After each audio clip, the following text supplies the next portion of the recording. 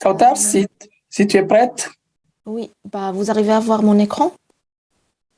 Oui, tout à fait. Oui, oui. Ça marche, ok. Bah, merci Zachary pour cette présentation et j'aimerais aussi remercier l'Internet Society Accessibility Standing Group avec l'Internet Society chapitre du Niger pour l'invitation. Je vais commencer tout d'abord par me présenter. Donc, je suis Kautar Choubari. Je suis une ingénieure junior en développement logiciel. Je fais aussi souvent des formations et des workshops, soit pour les étudiants ou bien les passionnés par l'informatique. Et dans mon temps libre, j'essaie de créer du contenu sur l'Internet en mettant mes compétences et mes spécialités dans le développement des applications web et mobiles dans la pratique et pourquoi pas partager du bon contenu avec la communauté. Donc, vous pouvez me trouver sur les différents réseaux sociaux. Je vais aussi partager ces slides par la suite dans mon compte Twitter si vous voulez les récupérer. Du coup, pour notre agenda aujourd'hui, je vais essayer de récapituler un peu et résumer ce que Zachary a dit concernant l'accessibilité web, concernant son importance. Puis, on va parler des bonnes pratiques, comment les implémenter. Donc, cette section-là, ça va être avec des connaissances basiques et intermédiaires pour que toutes les personnes peuvent comprendre comment mettre en pratique l'accessibilité et l'améliorer. Puis, on va passer à une petite démonstration pour voir comment nous, étant développeurs, peut-on mettre et appliquer ces bonnes pratiques. Donc, je pense que le terme accessibilité nous en dit tous. Donc, c'est le fait de faire des moyens pour que toutes les personnes, quelle que soit leur situation, quel que soit leur handicap, peuvent accéder à une information ou une place ou n'importe quoi.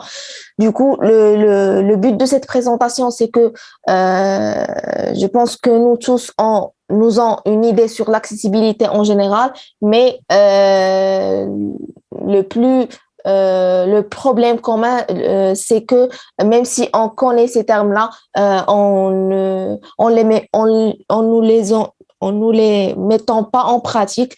Du coup, on va essayer durant cette présentation d'apprendre les bonnes pratiques pour éviter de créer des solutions qui, pour nous, sont accessibles, mais en vérité, les utilisateurs trouvent des difficultés pour y accéder.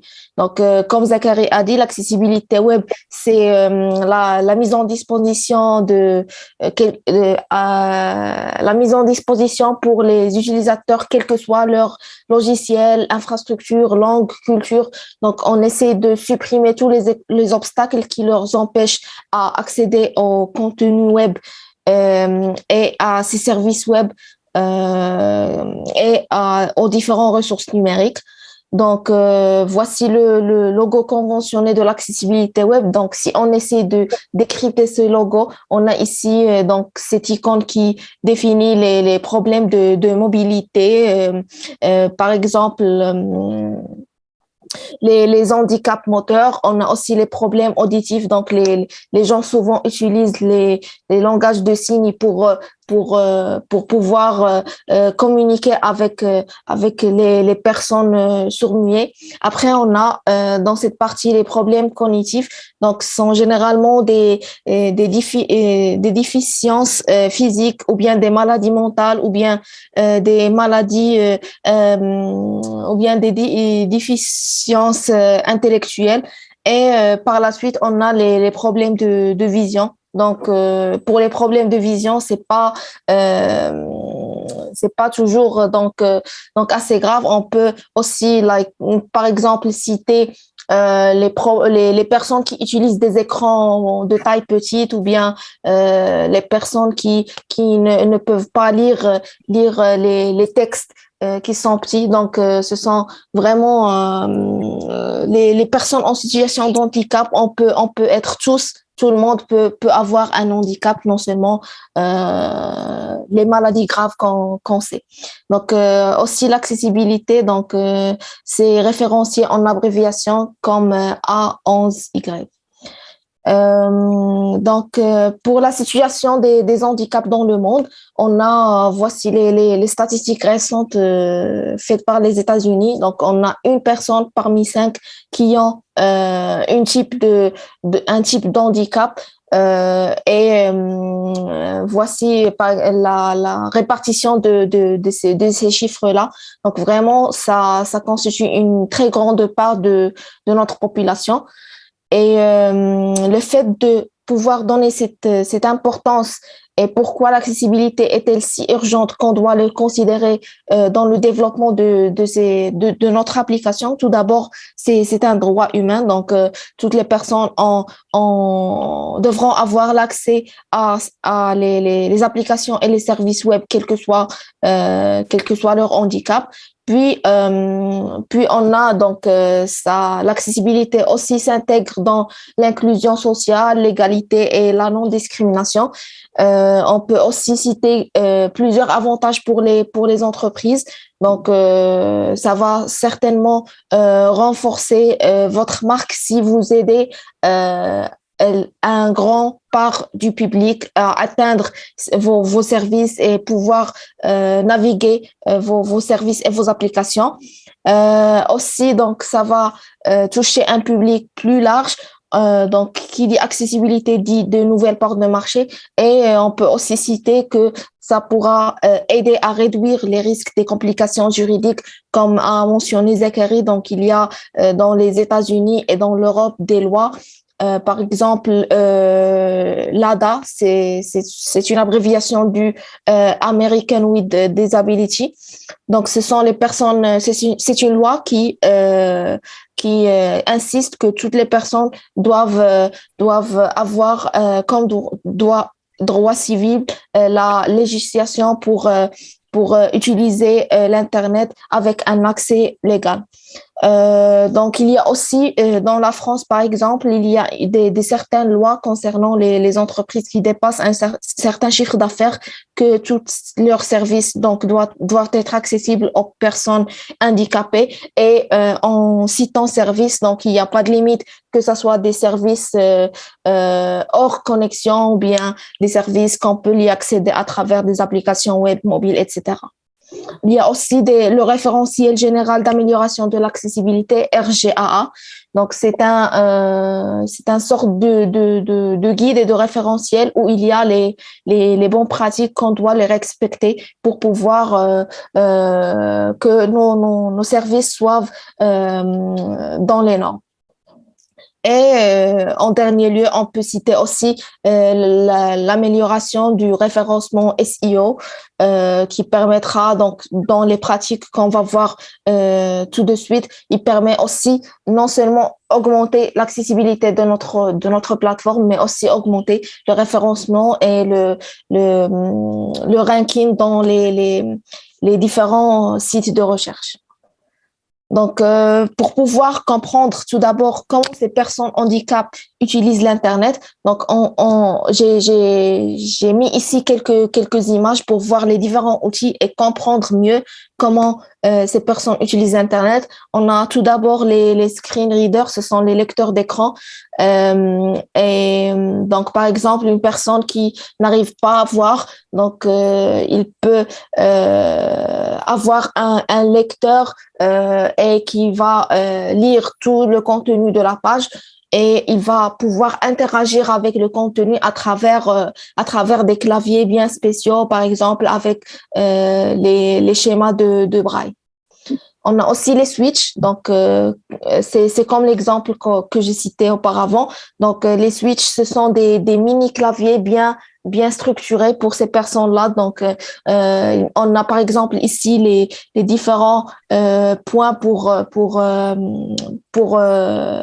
l'écriture braille, et on a des boutons qu'on peut les configurer, on peut les utiliser pour n'importe quelle situation. Par la suite, on a les pointeurs. Donc, ces pointeurs-là sont généralement dédiés pour les personnes à mobilité réduite, donc qui ont, par exemple, qui sont paralysées ou bien qui n'arrivent pas à bouger leur corps. Donc, ils peuvent utiliser ces outils de pointage avec de plusieurs formats. Donc, voici le premier format, voici un autre exemple. Donc, comment on peut dire, c'est une machine où on peut naviguer dans notre appareil, donc à travers la bouche. Donc, on a, par exemple, cette personne qui est à mobilité réduite, il peut configurer ou bien naviguer le curseur de son ordinateur à travers cet outil-là. Et par la suite, on a des types spéciaux de moniteurs. Par exemple, celui-là. Donc, ce moniteur est fourni avec un écran et aussi avec une caméra ici. Donc, cette caméra va essayer de détecter l'angle de la vision de l'œil. Donc, par exemple, pour les personnes à mobilité réduite, on peut juste, à travers notre œil et à travers l'angle où notre œil se focalise sur l'écran, on peut cliquer sur les différents boutons et naviguer dans cet appareil-là. Et enfin, on a les assistants par la voix, donc comme Amazon Echo, Siri, donc tous ces outils sont maintenant très accessibles pour les utilisateurs. Donc, revenons maintenant à l'accessibilité. Donc, en ayant une considération à propos de ces outils de navigation qu'utilisent les personnes en situation de handicap, on peut conclure que on n'a pas les mêmes moyens de naviguer l'Internet. Donc, par exemple, nous, comme développeurs, donc, on essaie de créer des interfaces web. On pourra pas faire ça donc sans avoir communiqué avec notre ordinateur, avec notre vision, avec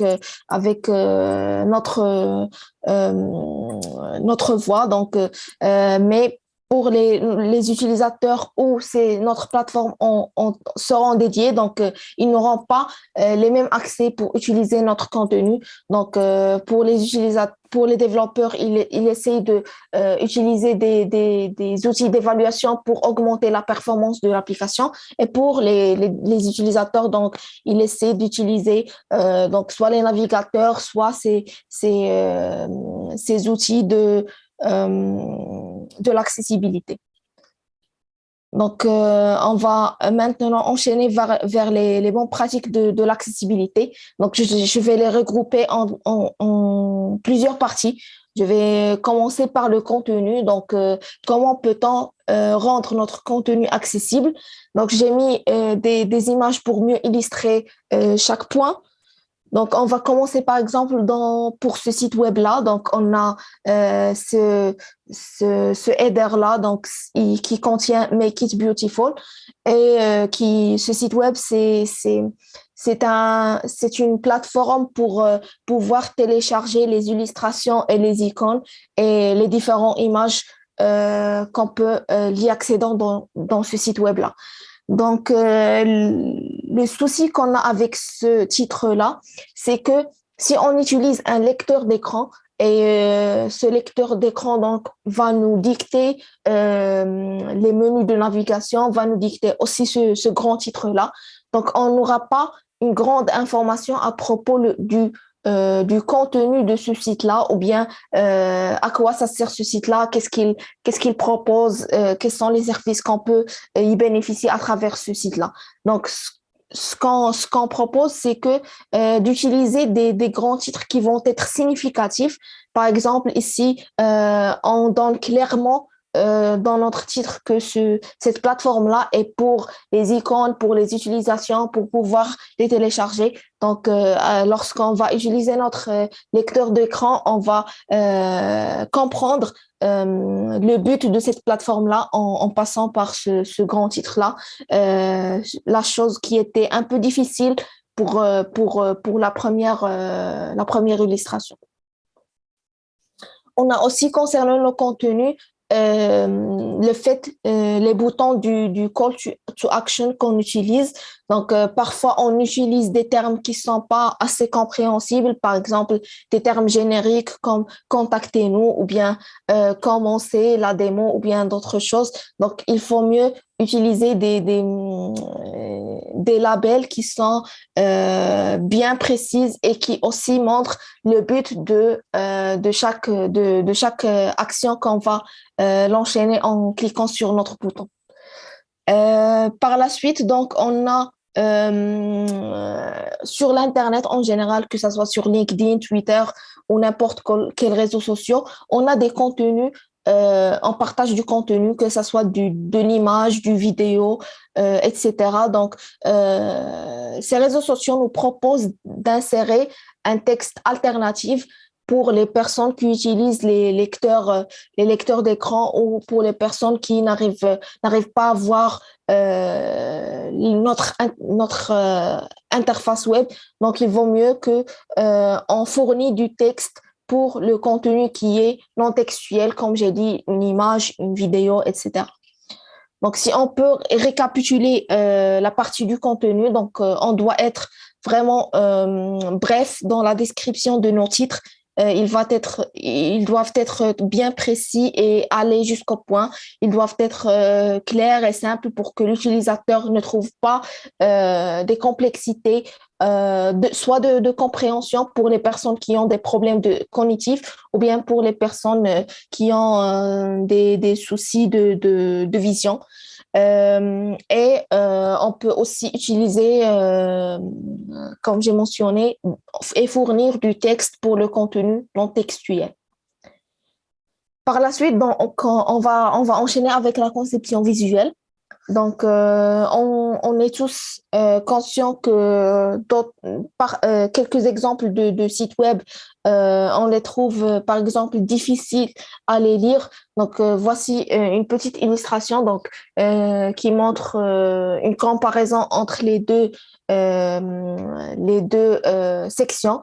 Donc, on a par exemple ici un texte blanc qui est sur un fond multicolore. Donc, dans ce fond-là, dans cette image-là, on peut avoir des parties dans l'image qui sont avec la même couleur de notre texte et qui va mettre la lisibilité du texte assez compliquée. Donc, ce qu'on suggère, c'est que on crée un contraste entre les différentes couleurs et aussi si c'est difficile de le faire, donc on ajoute par exemple un nombre dans le texte pour pouvoir séparer le texte de l'arrière-plan et pour avoir une bonne lisibilité.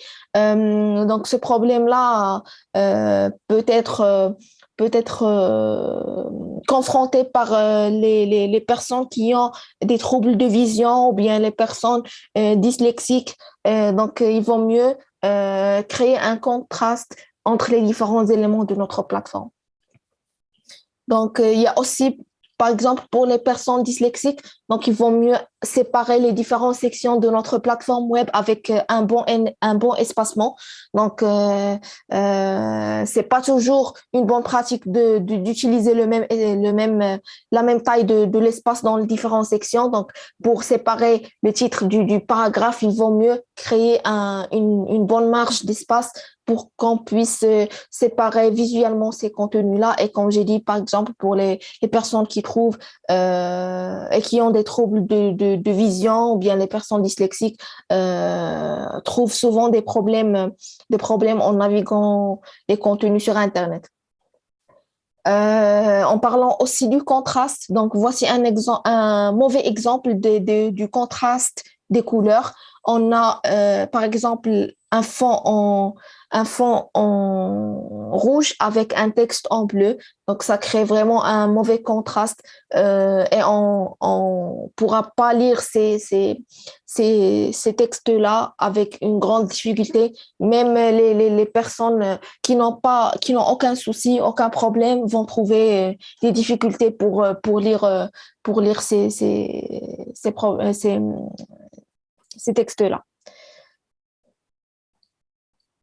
Donc, on a aussi, concernant les troubles de vision, donc on a plusieurs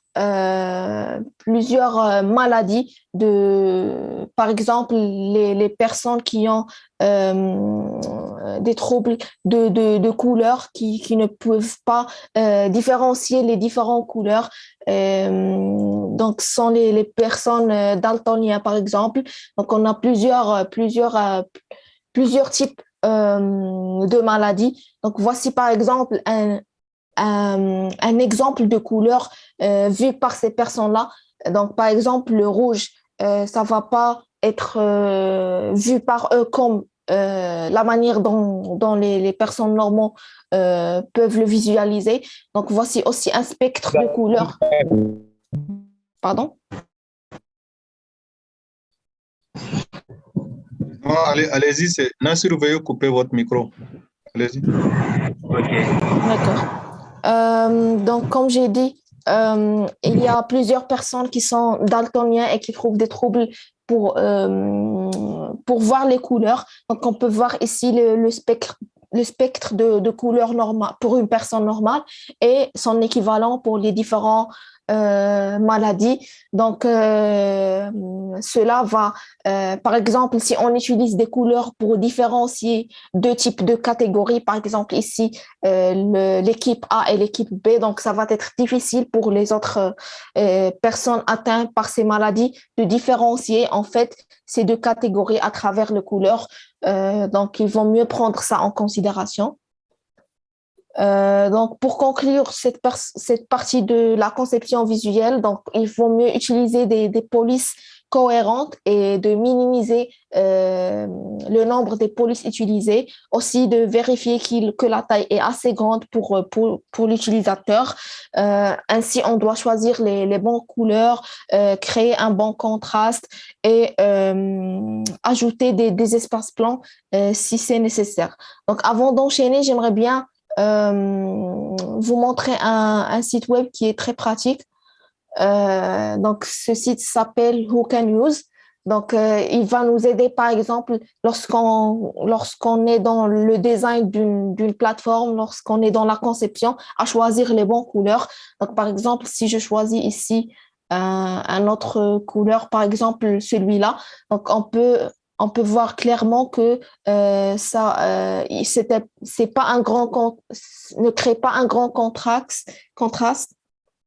Et voici les différents types de maladies, comment ils vont voir cette couleur-là. Donc, avec les bonnes pratiques de l'accessibilité, avec les normes internationales, donc ça va pas passer.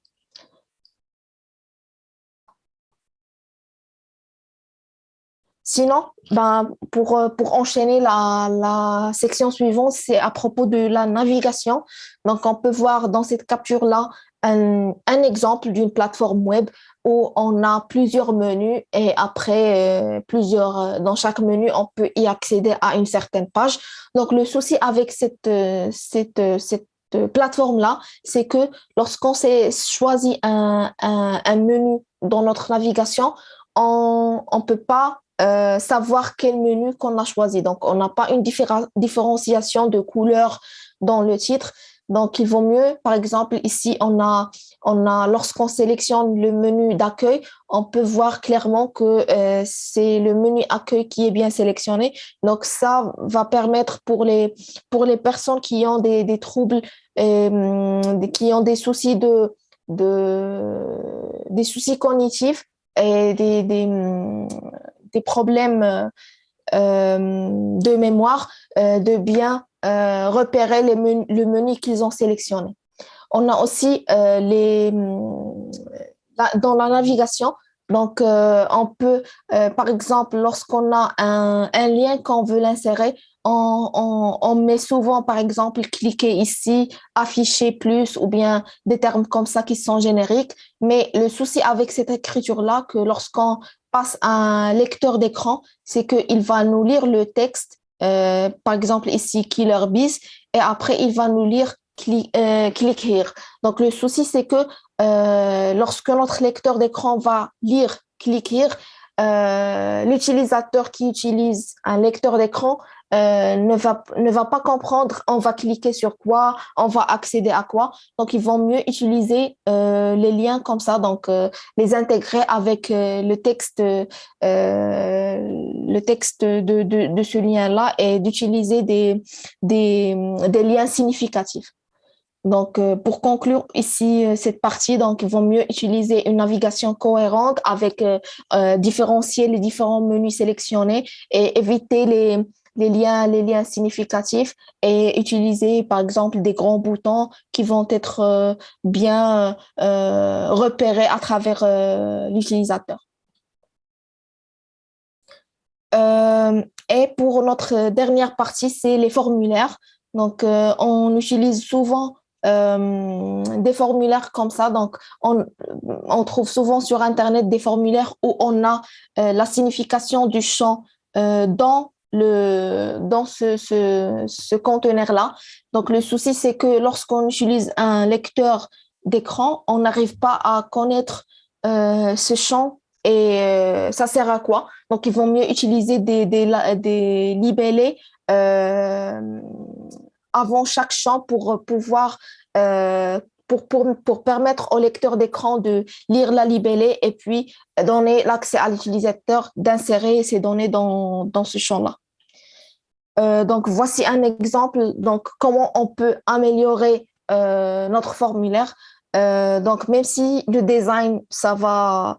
par exemple, quelques designers vont trouver que ce design est plus simple et plus cohérent, mais en réalité, le dernier design est plus accessible pour tous les utilisateurs. Donc, on peut voir à travers le lecteur d'écran comprendre les libellés de chaque champ et par la suite aussi gérer les erreurs. Par exemple, si notre utilisateur n'arrive pas à confirmer un champ, donc on peut lui permettre de lire l'erreur significative de chaque erreur. Et par la suite, donc, comme on a dit, on doit faciliter la navigation de ces formulaires-là. On doit aussi s'assurer que les formulaires sont accessibles par le clavier. Par exemple, si on clique sur le bouton Tab, on peut naviguer au prochain champ et on doit identifier clairement les champs obligatoires et aussi traiter les erreurs du formulaire et en le rendant accessible par les différents outils d'accessibilité. Sinon, ben, voici, c'était en général les bonnes pratiques utilisées qu'on doit savoir étant développeur, étant designer, quelle que soit notre expérience. Donc, maintenant, on va dédier cette partie pour les développeurs pour voir comment on peut implémenter ces bonnes pratiques dans notre code. Donc, on a le sémantique HTML. Donc, ça sert à utiliser les bonnes balises dans leur place. Donc, par exemple, donc, dans chaque page web, donc, ça sera identifié par un titre qui est unique dans notre site web. Puis, on va utiliser, par exemple, les titres de premier niveau dans le document qui est la balise H1. Et par la suite, le titre ci-dessous doit être H2 et ainsi de suite. On doit aussi, par exemple, lorsqu'on veut mettre notre texte en gras en le donnant de l'importance, on doit utiliser la balise strong et pour insister à un texte, on peut utiliser la balise du EM pour le rendre en italique. Ainsi, on a les différents balises HTML soit pour les listes, soit pour les énumérations, soit pour les listes de définition, etc. Donc, il faut le maximum éviter d'utiliser des divs partout parce que les outils d'accessibilité n'arrivent pas à comprendre, par exemple, les divs que les autres tags HTML sémantique. Donc, par la suite, on a le Web Accessibility Initiative, qui est aussi le ARIA, c'est l'Accessible Rich Internet Applications. Donc, ce sont des conventions qui sont utilisées dans le web pour pouvoir et pour permettre aux utilisateurs qui utilisent les outils d'accessibilité à mieux naviguer dans l'Internet. Donc, à travers ces tags d'HTML-là, on peut aussi intégrer des attributs Area pour pouvoir donner plus d'informations aux outils d'accessibilité pour que l'utilisateur peut mieux naviguer dans notre plateforme. Donc, les attributs d'Area sont regroupés en trois catégories. On a les rôles, ce sont le but de l'élément. On a les properties, ce sont les caractéristiques de l'élément, et les states qui signifient l'état actuel de l'élément.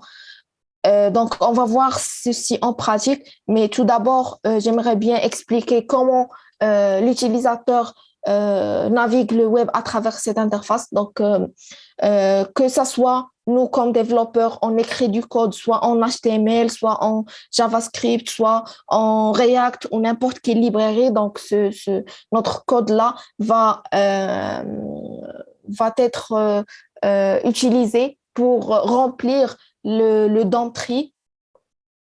Donc, cette DOM tree, c'est une arbre de DOM qui contient les objets que nous avons dans nos balises et qui vont être utilisés par les navigateurs pour créer le contenu dans notre navigateur. Donc, la chose que peut-être que vous ne connaissez pas, c'est qu'il n'y a pas que l'arbre de DOM, il y a aussi l'arbre de l'accessibilité qui aussi va être rempli à travers les informations récupérées par l'arbre de DOM qui sont récupérées par notre code. Donc, les utilisateurs qui utilisent les navigateurs d'une manière normale vont voir le contenu de l'arbre de DOM à travers des visuels, mais pour les utilisateurs en situation de handicap qui utilisent les outils d'accessibilité qu'on a vus, par exemple le lecteur d'écran ou bien les switches, etc. Donc, ils vont interagir avec l'arbre de l'accessibilité et non pas avec l'arbre de DOM. Donc, le but d'utiliser les normes et les bonnes pratiques, c'est que pour pouvoir remplir l'arbre de l'accessibilité le maximum, pour donner le maximum d'informations à ces outils d'accessibilité pour pouvoir permettre à l'utilisateur d'interagir avec notre plateforme d'une manière correcte. Donc, je vais vous montrer maintenant une petite démonstration sur comment on peut remplir l'arbre d'accessibilité en utilisant les attributs d'Area.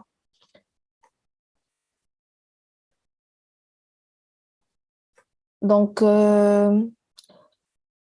voici un exemple d'une plateforme que j'ai fait. Donc, dans cette plateforme, on a 3 menus. Donc, lorsqu'on clique sur chaque menu, on va se rediriger vers une section qui contient un titre et une description. Donc, voici le code en HTML de chaque partie. On a le titre, on a notre liste de navigation et on a aussi une section de div pour chaque section.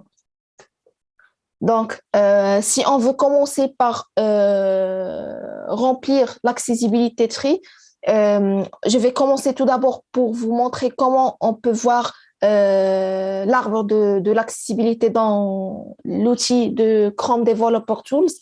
Donc, on peut cliquer sur Inspecter dans la page et par la suite, on va avoir un menu ici de l'accessibilité. Donc, on peut voir que le menu maintenant est...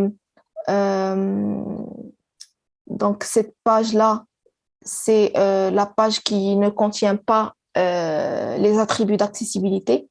Donc, on peut voir qu'on a des types génériques. Le type générique, c'est le type div.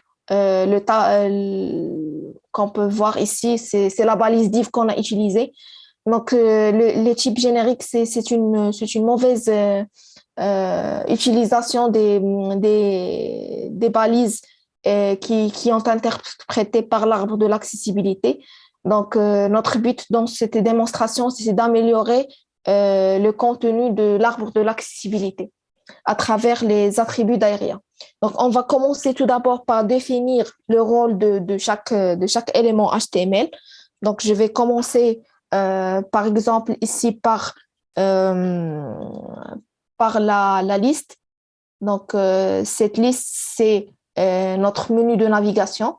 Donc, ça va avoir comme rôle le tab list.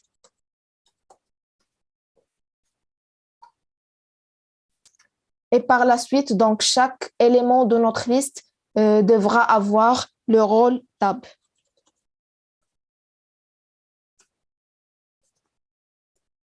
Donc, pour ces conventions-là de Area, ce sont disponibles dans la documentation en Internet. Donc, ce sont des conventions qu'on utilise pour remplir l'arbre de DOM qui va remplir par la suite l'arbre de l'accessibilité. Donc, par la suite, on va aussi définir un rôle de chaque section de div. Donc, le rôle de chaque div est un tab panel.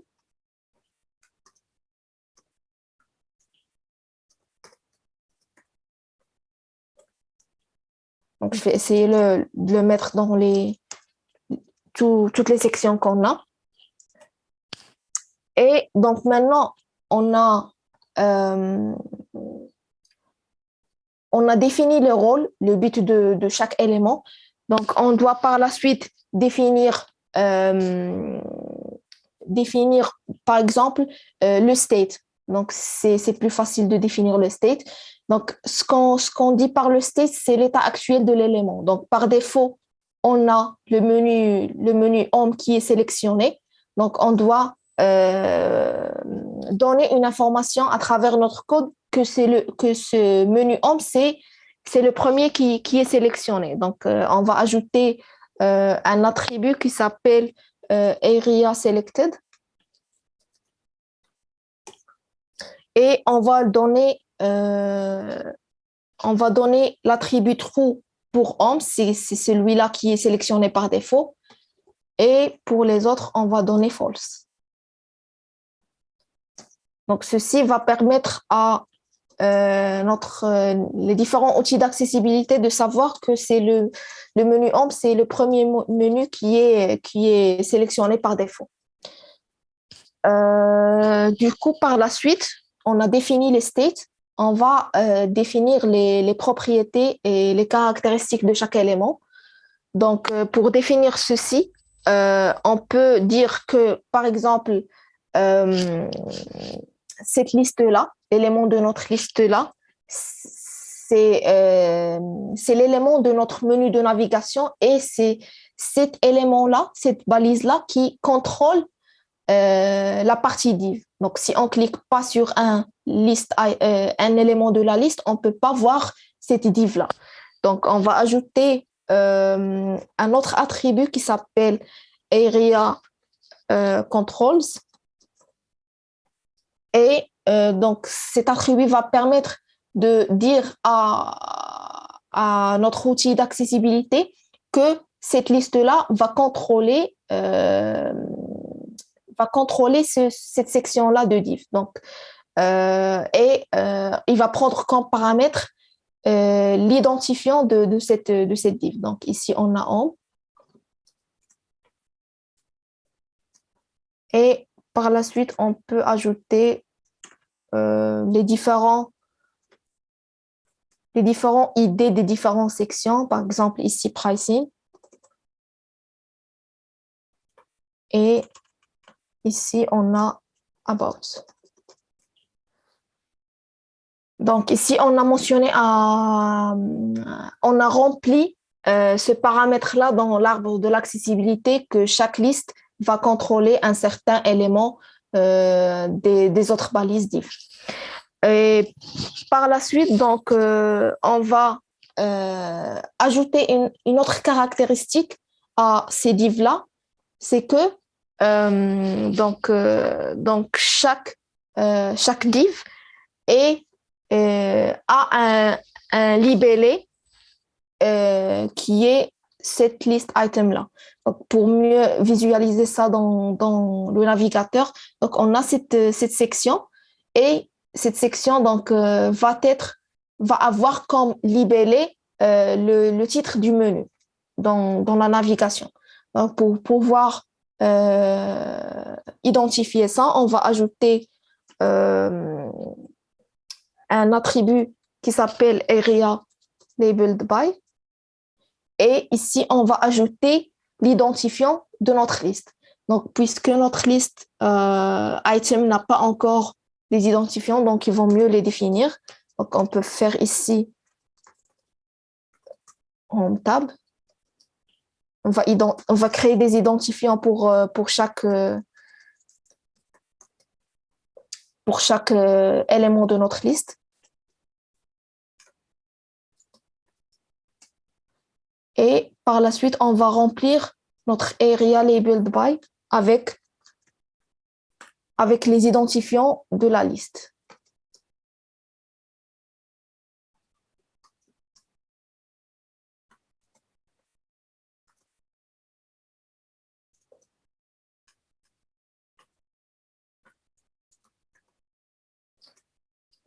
Je pense que c'est tout. Donc, on a rempli les bons attributs area, que ce soit les attributs du rôle, du properties ou bien des states. Donc, on peut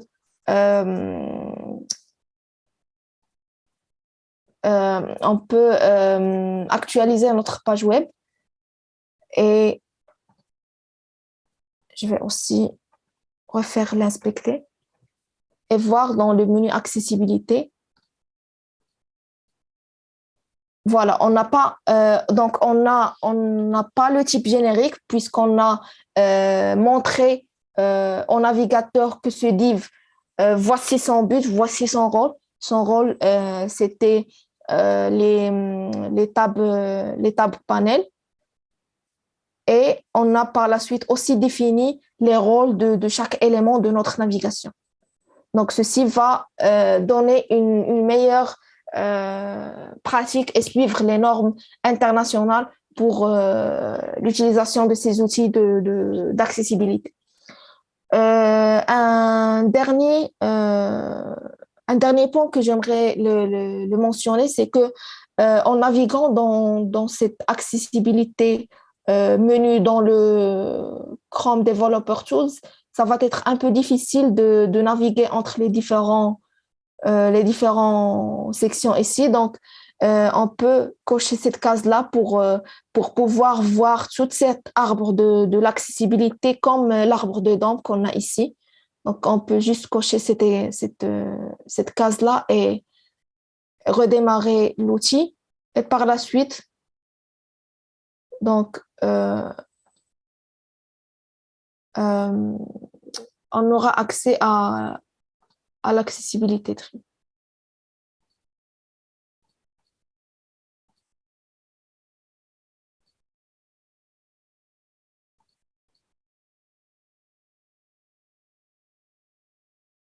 Donc, on peut cliquer sur ce bouton-là qui était inséré, c'est pour l'accessibilité. Et par la suite, donc, on peut voir, au lieu de naviguer chaque élément à part, on peut voir toute l'arbre de l'accessibilité.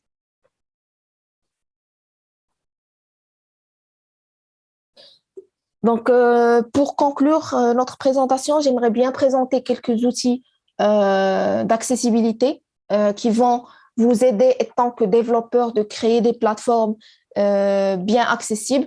Donc, le premier outil, c'est Wave. C'est une extension. Donc, on peut installer soit dans Firefox ou bien dans Chrome. Et en cliquant ici, donc, par exemple, ici, on aura un rapport sur notre plateforme. On peut voir les bonnes pratiques qui sont utilisées. On peut voir les erreurs à corriger. On peut voir si on a bien inséré les attributs d'area. On peut voir aussi si on a des alertes. Et on peut aussi voir si les couleurs utilisées dans la page ont un bon contraste et s'ils passent tous les tests du Nord. On a par la suite l'extension du screen reader, donc il faut mieux les tester. Il nous permettra de lire le contenu des pages web dans notre navigateur et avoir une visibilité sur comment les autres utilisateurs naviguent le web. On a aussi cette extension qui s'appelle Web Developer, donc il contient vraiment beaucoup de fonctionnalités, soit par exemple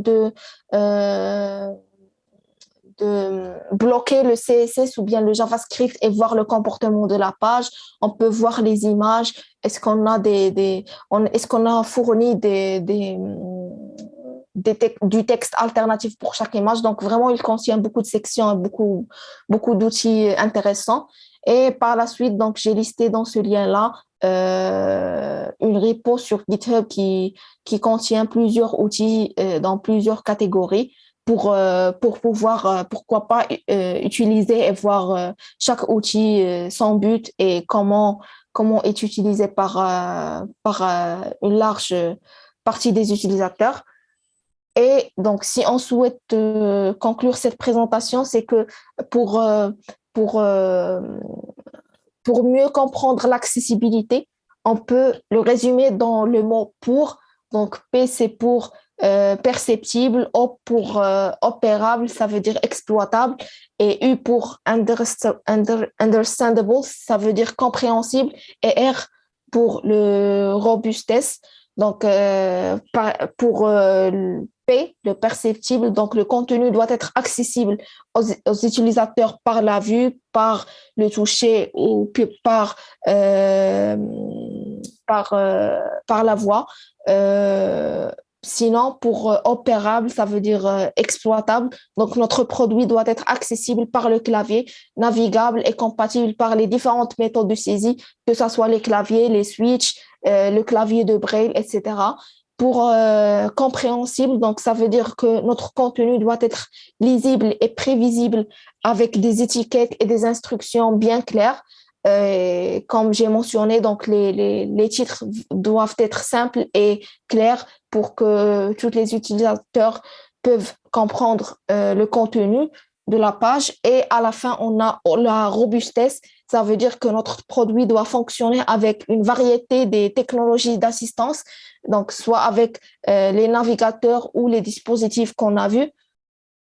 Et bon, après, nous, comme développeurs, comment peut-on utiliser et implémenter toutes nos connaissances qu'on a aujourd'hui?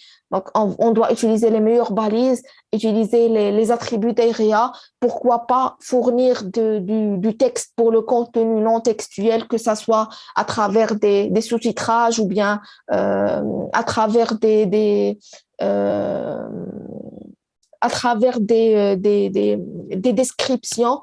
Et on peut aussi utiliser, par exemple, des fonctionnalités comme le vibreur pour les personnes qui ont des troubles de vision, donc pour pouvoir insister à notre fonctionnalité.